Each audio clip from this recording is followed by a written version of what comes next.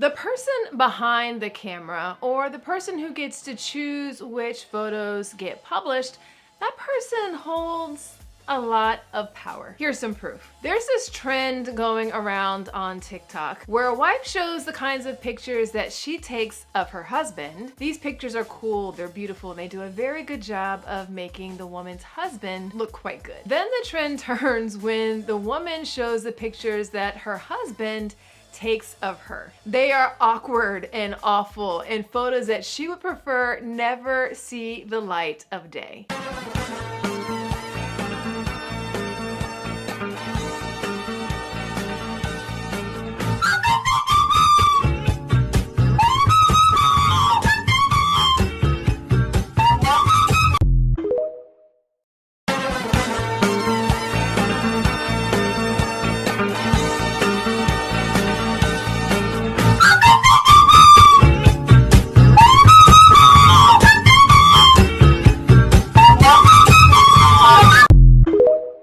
Sometimes your husband takes a photo of you that's just so ugly you start to see yourself in a new light. It humbles you, puts you back in your place. This is one of those times. Because what is this? I'm calling the police. My own husband has even done this to me and took a not so flattering photo of me taking a big bite out of a gluten-free hamburger and even posted it as a review on that restaurant's Google site. Gracias, mi amor. While this trend is all in good fun, the principle that is at play here is all about power dynamics. Specifically as it relates to photography and videos, mediums that capture the likeness of others at a specific point in time. The photographer, or the person who's choosing the imagery that will be presented to others, holds all the power because the imagery that they choose to present influences the way others think about, perceive, and view the people who are being highlighted in the imagery. In the book Understanding Photojournalism by authors Jennifer Good and Paul Lowe,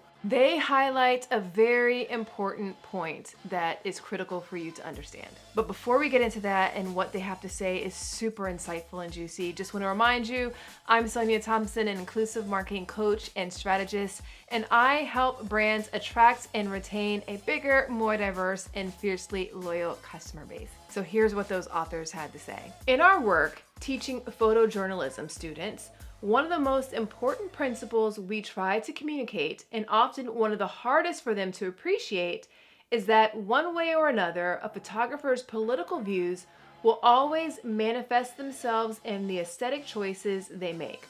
What they choose to include in the frame and what is excluded, whether their chosen viewpoint is high or low, the minute subtleties of facial expression and body language that are captured, even the use of black and white versus color, each of these choices may feel purely arbitrary, intuitive, or aesthetic, but each has important implications for how their subject is represented. The authors went on to write, each says something intentional or not about how the photographer sees their subject. Power of the camera and of photojournalism is so great precisely because that point of view is then passed on as it is captured and seen again and again, sometimes by thousands of other people. When the power of photographic representation and its presumed transparency intersect in the public space of the media, the stakes are often very high indeed. Whether you're a photographer or the person choosing the imagery that will be used for your brand's website, your social media, or your campaigns and promotional materials, the imagery you select tells a story about the people captured and included in it. And it's up to you to ensure that you are using that power to tell stories that are not only an accurate representation of the people who are included in those visuals,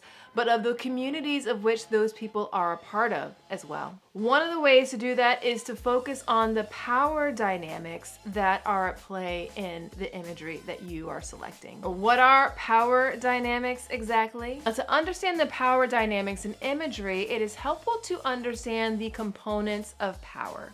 Social psychologists John R.P. French and Bertram Raven conducted a study and determined 5 distinct forms of power way back in 1959. Their work produced a sixth form or base of power that was added in 1965. Now here are those 6 bases of power. There's coercive power, or forcing someone to do something against their will. There's reward power, giving benefits to someone for doing something. There's legitimate power, and that's power someone has because of a title or position like a boss, CEO, or government official. There's referent power, that's influence or power in relationships due to things like charisma and likability. There's expert power that comes from specialized knowledge, domain of expertise, and skill sets. And the 6th form is informational power. That's having knowledge and information that people need. Power in this sense is exerted by providing or withholding that needed information. So how does this play out from a marketing perspective? Not only do you have power in the choices that you make, but the visuals themselves communicate different types of power that influence the people viewing the imagery. As such, it is important for you to use your power, which really just means possession of control, authority, and influence over others, with the imagery that you select that not only doesn't cause any harm, but also creates a more accurate narrative of people, particularly those from underrepresented and underserved communities. Common ways visual imagery can cause harm is by perpetuating negative stereotypes and narratives of already marginalized communities. Here are some examples. Now, there's a common image that we've seen over the years of a white male doctor talking to a black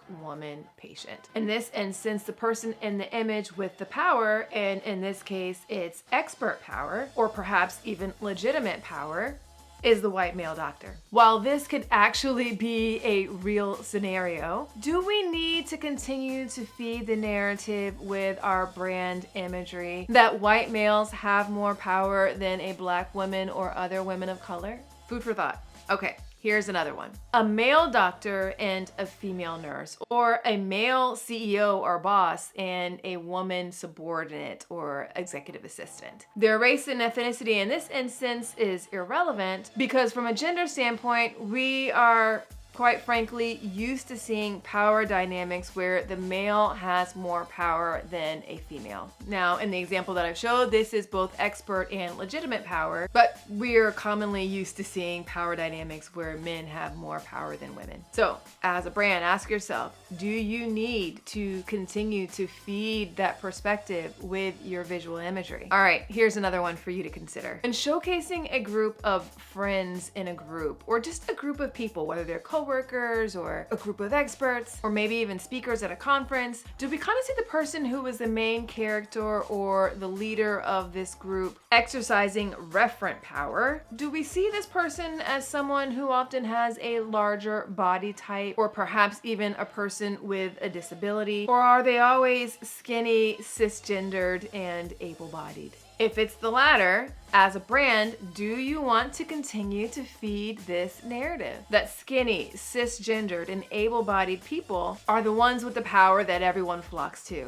They're the smartest, most charismatic, most marketable, most expert people. There is power in imagery. It communicates so much more than you can even imagine. So make sure you're using it in a manner that is intentional, rather than causing harm or pushing people away that you don't intend to, by not being proactive and particular about the imagery that you're using for your brand. So as you're selecting imagery for your brand, ask yourself these questions. First thing to consider: are you portraying the people in the image in their best light? Go back to the example that I talked about in the beginning where the husbands take these awful pictures of their wives as opposed to the types of pictures that the wives are taking of their husbands, right? Are you highlighting people, particularly people from underrepresented and underserved communities? Are you highlighting them at their best, or are you just kind of showcasing them randomly? A second thing to consider as you're considering the imagery that you're using: who has the power in the imagery?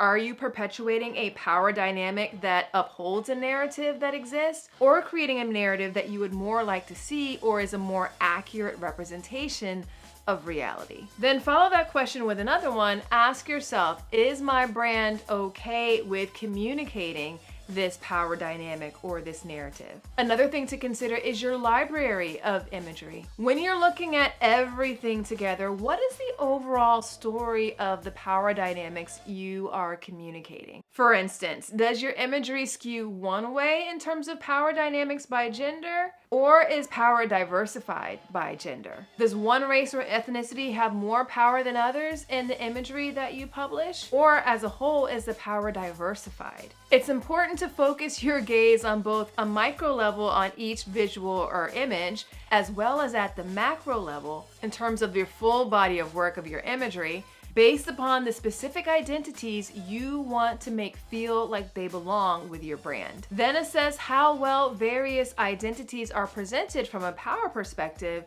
with all the imagery associated with your brand. When you focus your efforts here and even put some brand guidelines and policies in place around power dynamics, it helps to ensure you do a better job of communicating to all the people that you serve. People like me achieve success here. People like me belong here. I belong here. Belonging is a result of intentional effort. And true inclusion requires a sharing of and broader distribution of power. Use your power to ensure power is broadly distributed in your brand's visual imagery. All right, I want to hear from you in the comments below. Let me know, is there a specific power dynamic that you see all the time that you wish that you would see less of?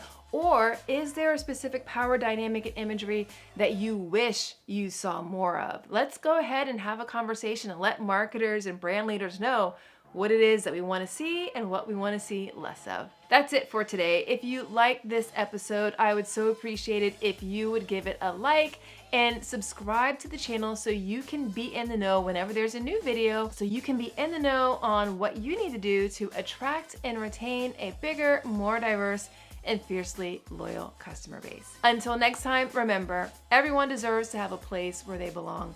Let's use our individual and collective power to ensure more people feel like they do. Thanks so much for listening. Talk to you soon.